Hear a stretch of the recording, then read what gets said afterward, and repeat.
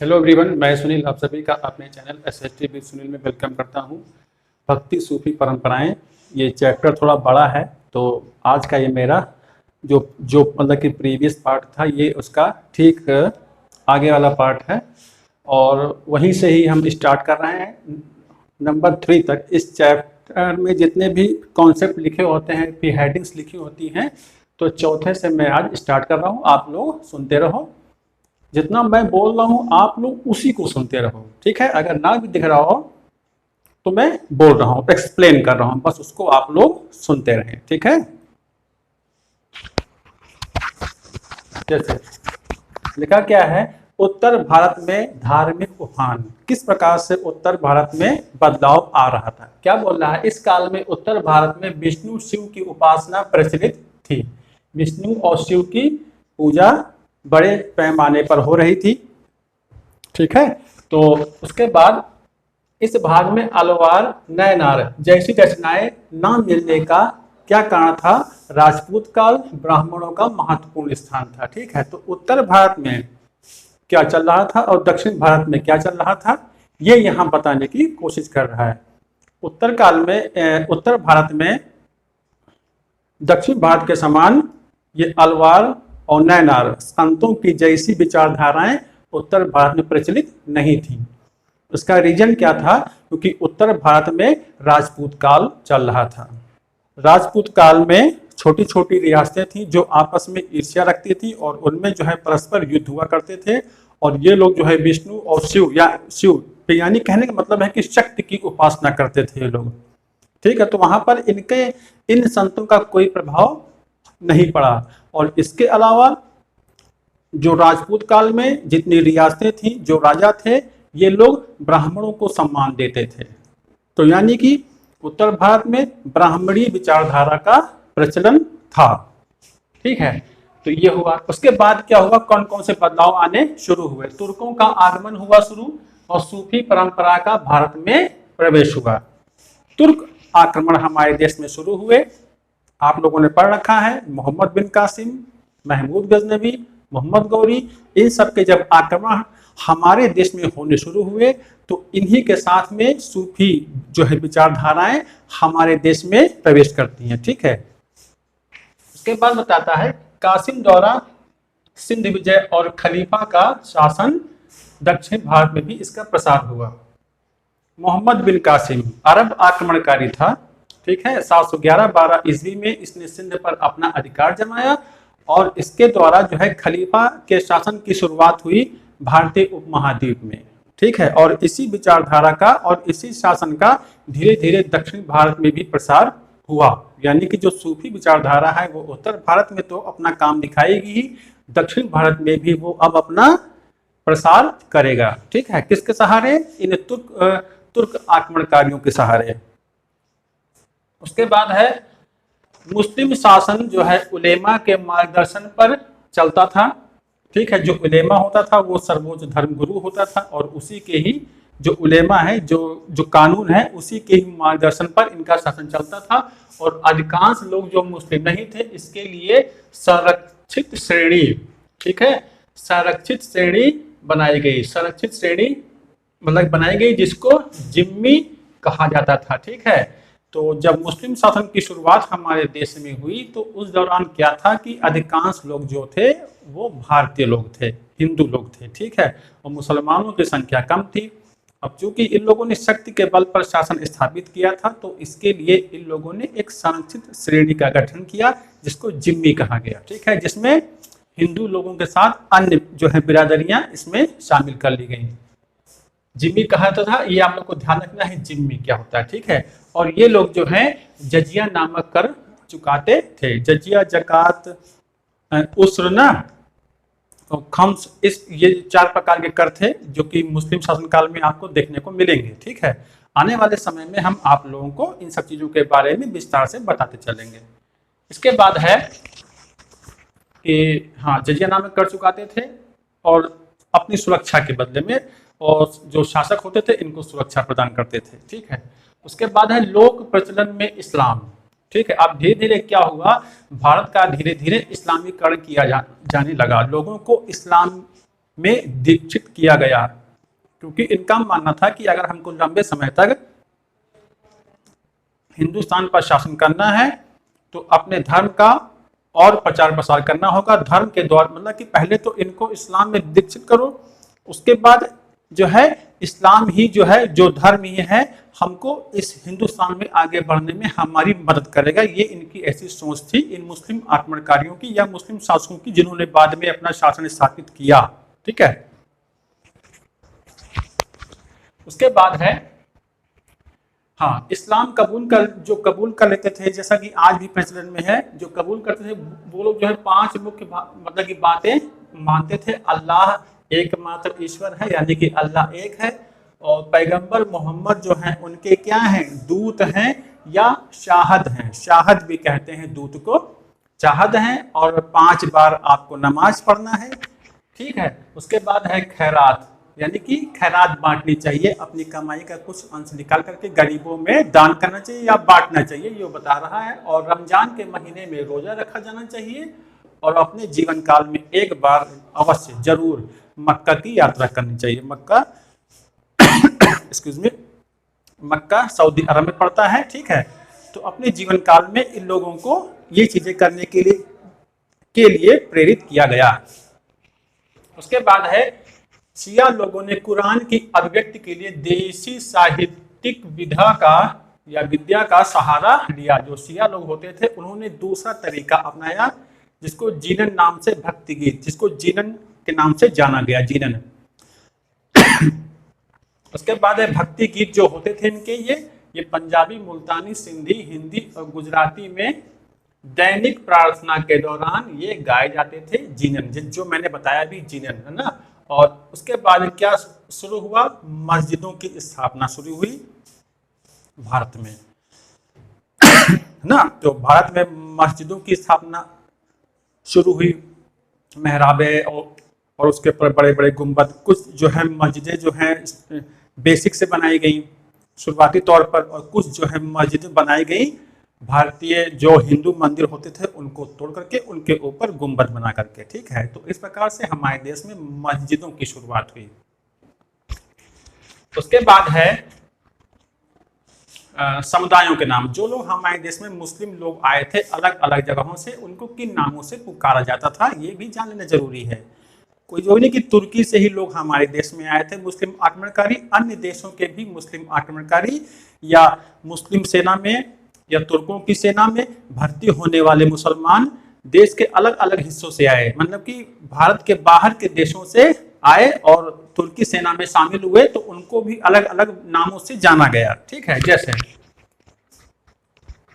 तुर्की जो लोग होते थे उनको जो है तुरुस्क कहा गया, जो तुर्की से आए थे, और ताजिक उनको कहा गया जो ताजिकिस्तान से आए थे। ठीक है, जो पारसिक थे, जो पर्शिया या ईरान से आए, ठीक है, उनको कहा गया है ना। और अधिक सामान्य शब्द जो इन लोगों के लिए यूज होता था, यानी कि म्लेच्छ शब्द जो होता था, वो तुर्की, ताजिक, पारसिक लोगों के लिए यूज होता था, म्लेच्छ शब्द। ठीक है, जो कि बाहर से आए हैं, जो वर्ण व्यवस्था को नहीं मानते हैं, ये उनके लिए एक सामान्य शब्द का यूज होता था भारतीय साहित्यों में। ठीक है, उसके बाद है सूफी मत का विकास। ये यहाँ से जो स्टार्ट होगा ये बहुत इंपॉर्टेंट है, इसमें बहुत सारे फैक्ट भी हैं, चलते हैं बताते चलते हैं आप लोगों को, आप लोग सुनते रहो उसको। जैसे क्या कह रहा है, धार्मिक और राजनीतिक संस्था के रूप में खिलाफत की बढ़ती विषय शक्ति के विरुद्ध कुछ आध्यात्मिक लोगों का वैराग्य और रहस्यवाद की ओर झुकाव बढ़ा। क्या कह रहा है, धार्मिक और राजनीतिक संस्था के रूप में खिलाफत की बढ़ती विषय शक्ति के विरुद्ध, जो खलीफा होता था वो धर्म गुरु होता था ना, वो धर्म गुरु होता था, तो उसका मुसलमानों में एक अच्छा खासा स्थान हुआ करता था। लेकिन जब खलीफा जो है राजनीति की ओर बढ़ने लगा, एक राजनीतिक पद ये बनने लगा, तो कुछ लोगों का इससे जो है मोह भंग हो गया। अब उन लोगों ने कहा कि हम एक अलग विचारधारा अपनाएंगे। ठीक है, और वे रहस्यवाद की ओर उनका झुकाव बढ़ा, उन लोगों का जो खलीफा से अब असंतुष्ट थे। इन्हें सूफी कहा जाने लगा। ठीक है, इनको सूफी कहा गया। मोहम्मद को इंसाने कामिल बताते हुए उनका अनुसरण करने की सीख दी। ठीक है, अनुकरण करने की सीख दी। मोहम्मद माने पैगंबर मोहम्मद साहब की बात कर रहा है ये। तो उनको इंसान कामिल बताया गया था, किसके द्वारा? सूफी लोगों के द्वारा। और लोगों ने कहा कि उन्हीं का अनुसरण करो। मैंने कहा ना कि जैसे क्या नाम है, जैसे महात्मा बुद्ध को देख लो आप, महावीर स्वामी को देख लो आप, उनके जो विचार थे मूलतः आगे चल करके किस प्रकार वो कई संप्रदायों में बट गए थे, और उनके विचार आने वाले समय में, बाद वाले समय में किस प्रकार से चेंज हो गए, आप लोग सभी लोग वाकिफ हो। हीनयान महायान, श्वेतांबर दिगंबर क्यों बने? क्योंकि विचारों में नए नए विचार शामिल होने लगे थे, जो मूल विचार था वो खत्म होने लगा था। तो यहाँ पर सूफी लोगों का मानना था कि हमको पैगंबर मोहम्मद के ही विचारों पर चलना है, अन्य किसी के विचारों पर नहीं। ठीक है, इस बात का आपको ध्यान रखना है। उसके बाद है कुरान की व्याख्या निजी अनुभवों के आधार पर इन लोगों ने करनी शुरू की। ठीक है, जिस प्रकार से ये अपना रोज का जीवन यापन करते थे उसी के आधार पर ही इन लोगों ने कुरान की व्याख्या की। मतलब कि कुरान में जो शब्द आया कि त्याग क्या है, तपस्या क्या है, जिहाद क्या है ना, तो इन सब बातों को इन्होंने जिया और उसी के आधार पर उन्होंने उसका एक्सप्लेनेशन किया। ठीक है, यानी कि वास्तविक स्थिति से इन्होंने कुरान को जोड़ा। उसके बाद है खान क्या, मतलब खानकाह क्या होता है? सूफी लोगों का एक संगठित समुदाय होता है। इसका नियंत्रण शेख के हाथों में रहता था और पीर के हाथों में। ठीक है, शेख और पीर, पीर मुरीद है ना, जो आपस में गुरु और शिष्य हैं, ये वहां पर रहा करते थे। ये एक संगठित समुदाय हुआ करता था। ठीक है, उसके बाद बात क्या कर रहा है? सिलसिला क्या है? सिलसिला माने होता है चेन।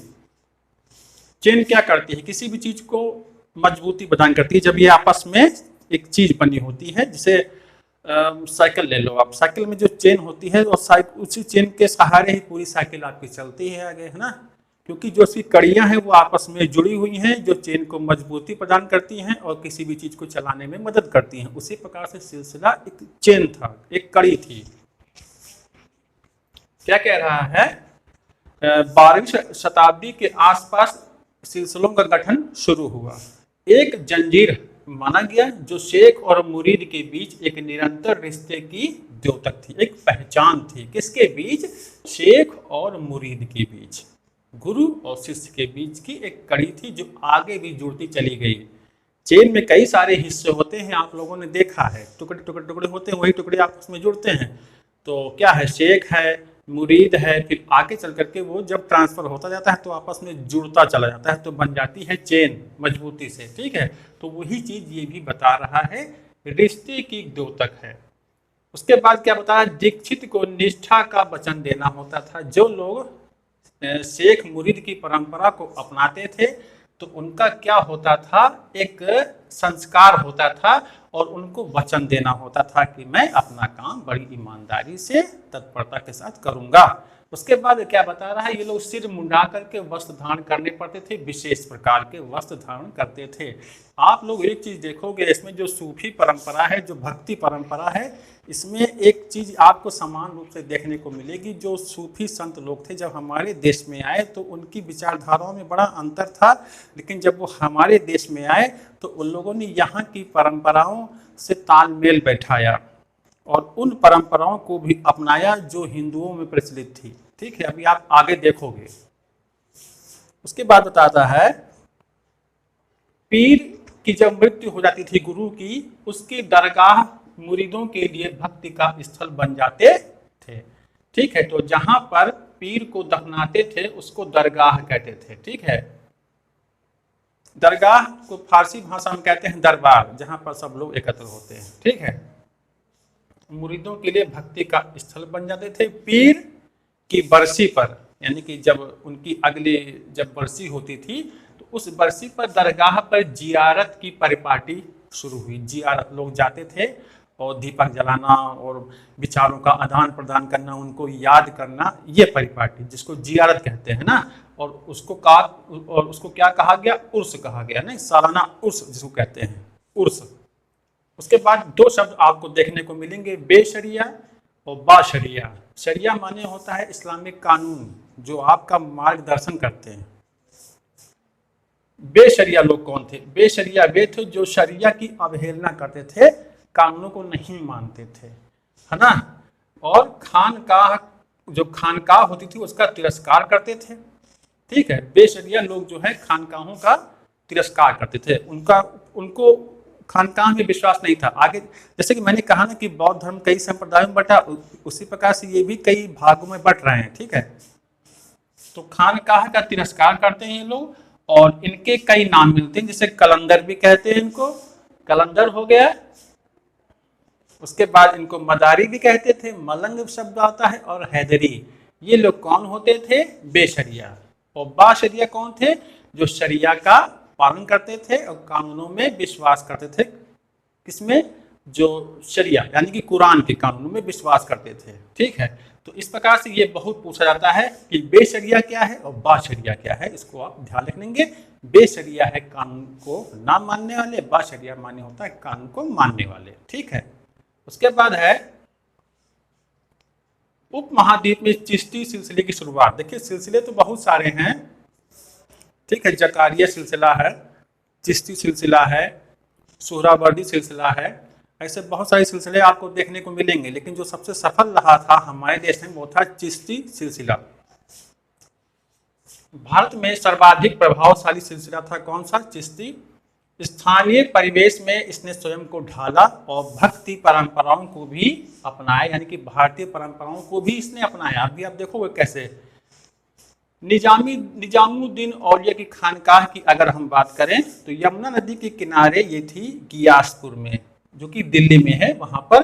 तो खानकाह में क्या होता था? छोटे कमरे बहुत सारे होते थे, एक बड़ा सा हॉल होता था जिसको जमात खाना कहते थे, चारों ओर ऊंची ऊंची दीवार होती थी, एक रसोई लंगर होता था जो फुतूह पर चलती थी, यानी कि बिना भीख मांगे जो स्वयं की मेहनत से अर्जित किया गया अनाज होता था, उससे जो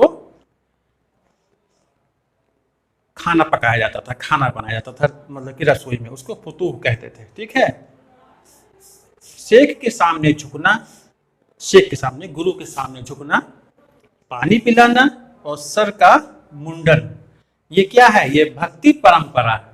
लेकिन देखिए मैंने क्या बताया कि सूफी सिलसिलों ने भक्ति परंपराओं को भी अपनाया। जैसे गुरु के सामने झुकना, ये हमारे यहाँ तो प्रचलन में है ना, गुरु के आगे झुकना, अतिथि आया है कोई तो उसको पानी पिलाना, और ऐसे बहुत सारे संस्कार हैं जब हम लोग सर को मतलब कि मुंडवाते हैं ना, तो इस प्रकार से इन लोगों ने भी इस प्रक्रिया को अपनाया। उसके बाद है सबसे पूजनीय दरगाह जो थी वो थी ख्वाजा मोइनुद्दीन चिश्ती की दरगाह, जिसको गरीब नवाज भी कहते हैं।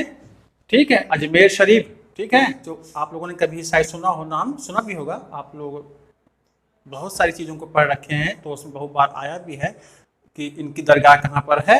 तो मोहम्मद बिन तुगलक पहला सुल्तान था जो इस दरगाह पर आया था। ठीक है, किसकी? मोइनुद्दीन चिश्ती की दरगाह पर। उसके बाद है इस मजार पर पहली इमारत किसने बनवाई थी? तो वो था गियासुद्दीन खिलजी, जो कि मालवा का सुल्तान था, उसने बनवाई थी। उसके बाद जो ख्वाजा मोइनुद्दीन की चिश्ती की जो दरगाह है, ये दिल्ली और गुजरात के व्यापारिक मार्ग पर स्थित थी, यानी कि एक महत्वपूर्ण मार्ग पर ये स्थित थी, इसीलिए यहाँ पर बहुत सारे लोग आया जाया करते थे। एक प्रसिद्ध तीर्थ स्थल बन गया है। स्वयं अकबर यहाँ पर 14 बार आया था।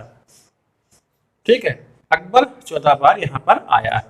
चिश्ती की जीवनी जो लिखी गई है मोइनुद्दीन की, उसको किस नाम से जानते हैं? मुनिस अल अखाह। मुनिस अल अखाह जो जीवनी है चिश्ती की, किसने लिखी थी? जहां आरा ने लिखी थी, जो कि शाहजहां की बेटी थी, डॉटर। ठीक है, और जो चिश्ती लोग होते थे वो नाच संगीत जियारत के हिस्से थे, ये नाचते गाते थे, संगीत है ना, ये इनकी जियारत के हिस्से थे, यानी कि पूजा पाठ जो करते थे ये उसका एक हिस्सा था इनका, नाच संगीत। और सूफी संत जो है ये जिक्र, ईश्वर का नाम जाप करते थे, जिक्र और समा, सुनना, समा माने होता है सुनना, के द्वारा ये ईश्वर की उपासना करते थे। तो ये क्वेश्चन बन सकता है कि ये जिक्र क्या है, जिक्र है ईश्वर का नाम जपना, और समा माने होता है सुनना, गाना बजाना, उसको सुनना, ये कहलाता है। ये इनकी उपासना के तरीके थे, पूजा करने के तरीके थे। ये लोग जो है स्थानीय भाषा का प्रयोग करते थे ताकि जो उनके विचार हैं वो अधिक से अधिक लोगों के द्वारा समझे जा सके ना। उसके बाद है स्थानीय भाषा। हाँ, दिल्ली में ये लोग हिंदी में बातचीत किया करते थे, यानी कि उर्दू भाषा में बात करते थे, जो अधिकांश लोगों के द्वारा दिल्ली में बोली जाती थी। फिर है फरीद ने क्षेत्रीय भाषा में काव्य रचना की, बाबा फरीद ने, जो गुरु ग्रंथ साहिब में संकलित हैं। फरीद जो हैं ये चिश्ती सिलसिले में ही आते हैं, आपको ध्यान रखना है। जो काव्य रचना की वो गुरु ग्रंथ साहिब में देखने को मिलती है। और दक्षिण भारत में भी बहुत सारी लिखी छोटी कविताएं भी प्रचलन में आई दक्षिण भारत में, जिन्हें औरतें जो है औरतें जो होती थी वो घर का काम कर रही हैं या कोई भी काम कर रही हैं तो उसको गुनगुनाया करती थी और गाया करती थी। तो ये भी एक भक्ति सूफी परंपरा में ही आता है, जो कि दक्षिण भारत में प्रचलित हुई थी, छोटे छोटे गीत। उसके बाद है विशेषता क्या है इन लोगों की, चिश्ती लोगों की, ये संयम वाला जीवन व्यतीत करते थे और सादगी का जीवन व्यतीत करते थे, ठीक है। और ये लोग सत्ता से दूरी बनाए रहते थे। लेकिन कभी कभी क्या होता है कि सुल्तान और इन संतों में जो है कभी कभी प्रतियोगिता देखने को मिलती है, कंपटीशन देखने को मिलता है, ठीक है, तनाव देखने को मिलता है। कारण क्या था कि कुछ आचार, कुछ संस्कार, कुछ आचार विचार, जैसे झुक कर प्रणाम करना और कदम चूमना, ये चिश्ती सिलसिले में भी प्रचलित था। झुक कर प्रणाम करना, कदमों जो चरण है उसको चूमना, यानी कि सिजदा करना, पैर बोस करना, ये चिश्ती सिलसिले में भी मतलब कि प्रचलित था। तो इसको सुल्तान लोग गलत मानते थे। तो यही है कि कभी कभी इन दोनों में तनाव देखने को मिलता है, इस सिलसिले में और सुल्तानों के बीच में, ठीक है। उसके बाद है औलिया के अनुयायी उन्हें सुल्तान उल मशेख यानी कि शेखों में सुल्तान कहते थे। तो इस नाम से भी लोग सुल्तान जो होते थे बुरा मानते थे कि ये कैसे सुल्तान तो हम है ना। तो ये तनाव का कारण था। उसके बाद है हाँ, कबीर दास का नाम सभी जानते हो। बानी की 3 परिपाटी थी इनकी, यानी जो कबीर बीजक है वो वाराणसी उत्तर प्रदेश में संरक्षित है। कबीर ग्रंथावली जो है वो राजस्थान के दादू पंथियों से संबंधित है। और आदि ग्रंथ साहिब में भी कबीर के विचार पढ़ने को मिलते हैं। ये स्पष्टवादी थे, ये मूर्ति पूजा का विरोध करते थे, बहुदेववाद है ना का भी विरोध करते थे। और इन्होंने खुल करके इस्लाम ही नहीं बल्कि हिंदू धर्म में व्याप्त बुराइयों का भी खुल करके विरोध किया, ठीक है। तो ये चीज इनके बारे में देखने को मिलती है। इसके अलावा इन्होंने उलट बांसी की भी रचनाएं की थी, जिसको उल्टी कही उक्तियां भी कहा जाता है। उसके बाद नाम आता है गुरु नानक का, जिनका जन्म पंजाब में हुआ था, ननकाना साहिब में, रावी नदी के किनारे। और इन्होंने पंजाबी भाषा में शब्द के द्वारा अपने विचारों का प्रचार प्रसार किया। ये चीज आपको ध्यान रखना है, भूलेंगे नहीं। जो आप मैं बताने जा रहा हूँ ये मोस्ट इंपॉर्टेंट है। क्या है? अर्जुन देव जो कि सिखों के गुरु हैं। गुरु अर्जुन देव ने नानक, फरीद, रविदास और कबीर की वाणी को आदि ग्रंथ साहिब में संकलित किया, जिसको गुरु वाणी भी कहते हैं। ध्यान रखिएगा, ये इंपॉर्टेंट है। अर्जुन देव ने आदि ग्रंथ साहिब की रचना की थी। आदि ग्रंथ साहिब का नाम आ रहा है, ध्यान रखना है। एक नाम आएगा गुरु ग्रंथ साहिब, तो दोनों में थोड़ा सा अंतर है। तो ये आदि ग्रंथ साहिब की रचना किसके द्वारा? अर्जुन देव के द्वारा, ठीक है। और इसमें जो है नानक, फरीद, रविदास और कबीर की विचार देखने को आपको मिलेंगे। उसके बाद गोविंद सिंह के द्वारा तेग बहादुर जो नवे गुरु थे के विचार जो है इसमें आदि ग्रंथ साहिब में शामिल किए गए और इसे गुरु ग्रंथ साहिब के नाम से जाना गया। आप लोग को बस इसी बात का फैक्ट यही ध्यान रखना है, ठीक है।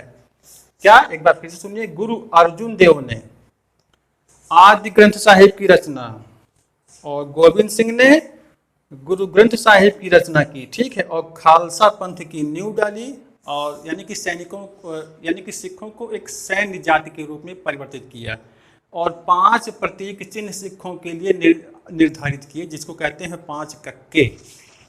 अब वे 5 कक्के कौन कौन से थे? जैसे केस, कंघा, कृपाण, कच्छा, है ना, और कटार, मतलब कि कृपाण जो मैंने कहा, और कड़ा, है ना। तो ये जो है 5 चीजें जो है इनमें अनिवार्य की, जिनको 5 कक्के के नाम से भी जानते हैं, क्योंकि का से ही नाम शुरू होता है ना। केस हो गया, कृपाण हो गया, कच्छा हो गया, कंघा हो गया, और कटार, है ना।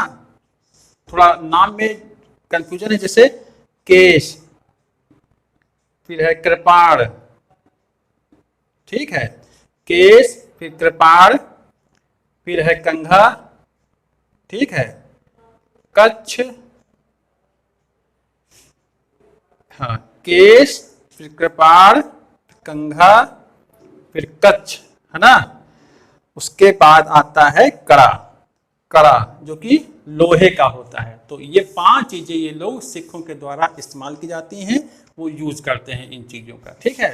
उसके बाद मीराबाई का नाम आता है, जो कि मेड़ता या मारवाड़ की राजकुमारी थी, जिनका विवाह जो है मेवाड़ के सिसोदिया कुल में हुआ था। इन्होंने अपना जीवन जो है भगवान श्री कृष्ण को अर्पित कर दिया था। उनकी मूर्ति के सामने जो है ये गाना बजाना किया करती थी। इनको कई बार विष देने का भी कोशिश किया गया, ठीक है। और इनके जो गीत हैं ये गुजरात और राजस्थान में आज भी गाए जाते हैं, और ऐसा कहा जाता है, माना जाता है कि जो रैदास थे वो इनके गुरु थे, ठीक है, जो रैदास थे वो इनके गुरु थे, ये ऐसा माना जाता है। तो ये था मेरा आज का टॉपिक, और कमेंट बॉक्स पे कमेंट करिए कैसा लगा। तो मिलते हैं आपको नेक्स्ट टॉपिक में। Thank you.